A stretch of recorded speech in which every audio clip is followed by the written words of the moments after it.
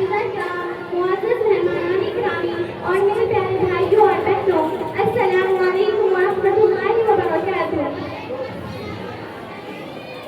میرا نام سترہ اسلام ہے، میں فلاح انٹرنیشنل گرلز اسکول کی طالبہ ہوں۔ آج میری تقریب کا عنوان ہے آزادی ہند میں مسلمانوں کا کردار۔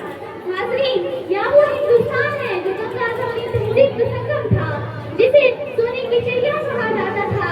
انگریزوں سے دیکھا نہ گیا اور اس نے آریائی سے قبضہ کر لیا۔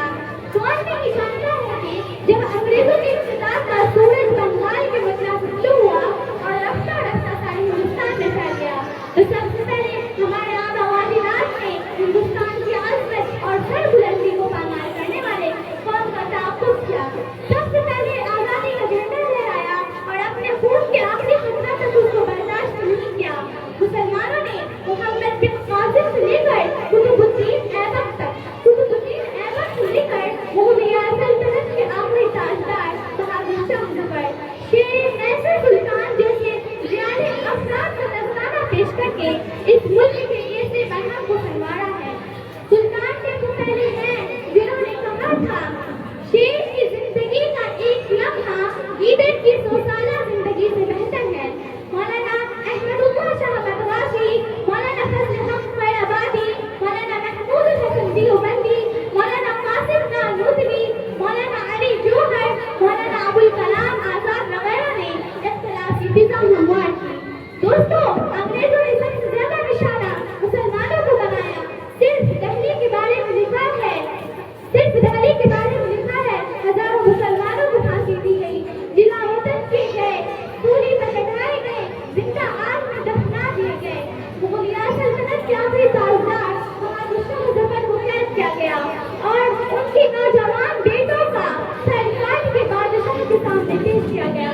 تبھی مسلمانوں کا یہی نعرہ تھا، سرفروشی کی تمنا اب ہمارے دل میں ہے، دیکھنا ہے زور کتنا غازی و قاتل میں ہے۔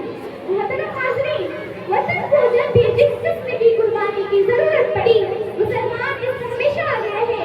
تحریک موالات میں ہزاروں مسلمانوں نے سرکاری ملازمتیں چھوڑی۔ ہندوستان چھوڑو آندولن میں کرو یا مرو کا نعرہ یوسف میہر علی نے دیا۔ سن 1941 عیسوی میں جب فرنٹ کے برقرار کے لیے گاندھی جی نے جنتا کی اپیل کی تو صرف ایک مسلمان عمر سبحانی نے 45 لاکھ روپے جمع کیے۔ مولانا حسن بہانی رحمۃ اللہ علیہ نے سب سے پہلے آزادی کا تصور پیش کیا۔